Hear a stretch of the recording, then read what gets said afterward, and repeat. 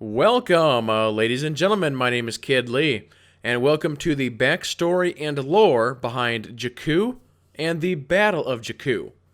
Now, real quick, before I get started, I just want to say that everything that I say or that I show in this video should not be a spoiler for the movie, so you shouldn't have to worry about that.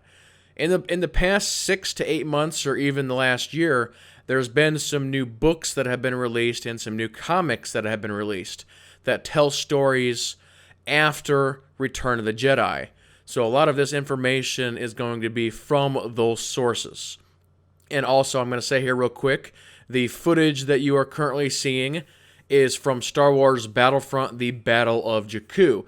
Thought it was a nice setting for what we're talking about here. So let's go ahead and get this started. Let's briefly go over what we actually know about the planet of Jakku.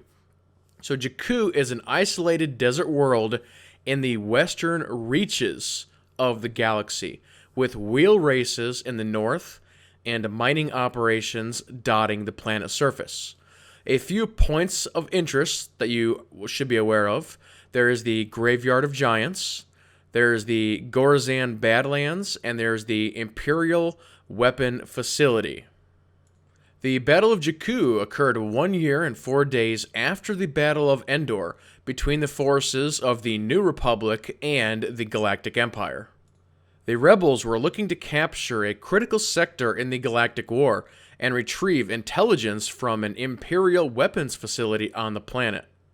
The Empire sent a large portion of its now exhausted navy to combat the rebels over control of the planet in a battle that could change the course of the war.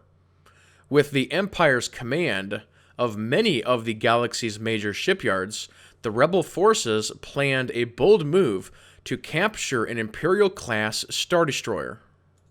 The battle, while tactically in the Empire's advantage from the beginning, soon turned into a retreat, with the New Republic soldiers assaulting the concentrated Imperial positions from multiple sides, at once both on the ground and in space, with the Imperials no longer having the martial advantage it once had in the years before Endor.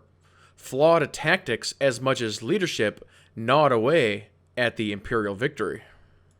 With Imperial Captain Ree about to contact the Grand Moff Raddin to suggest splitting up the fleet to combat the rebel star cruisers from multiple angles, as well as sending 20 gun raiders into the atmosphere to support the TIE fighters in orbit, her ship was suddenly boarded by New Republic soldiers.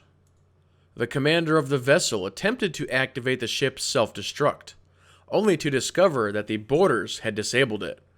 Seeing no other option, reordered her crew to evacuate, and then scuttled the ship by crashing the Star Destroyer onto the surface of Jakku, sending shockwaves across the desert world. However, before the crash, rebel Thane Krell stunned and managed to carry her to an escape pod. Krell then took Captain Ree into Republic custody. The battle had ended in a decisive defeat for the Galactic Empire. As being reported by the New Republic News, in the months since the Battle of Jakku, the Empire has attempted no further large-scale offensives. Sources report all Imperial vessels within the core and inner rim are staying within the boundaries defined by the treaty. A few prominent members of the Provisional Senate have speculated that the New Republic's war with the remnants of the Empire have finally come to an end, and that the final surrender may be imminent. However, in her address today, the Chancellor warned that all planets should remain on high alert, and that the New Republic Starfleet should be kept on war footing for the foreseeable future. And that, ladies and gentlemen, will go ahead and do it for this video. I hope you enjoyed a little bit of lore or backstory for Jakku and the Battle of Jakku, and some of the stuff that is kind of going on, so it's some pretty cool stuff. But yep, that will indeed go ahead and do it for this video. If you have any comments or questions, please leave them below. Thank you all so much for watching. And with that being said, everybody keep playing and have fun.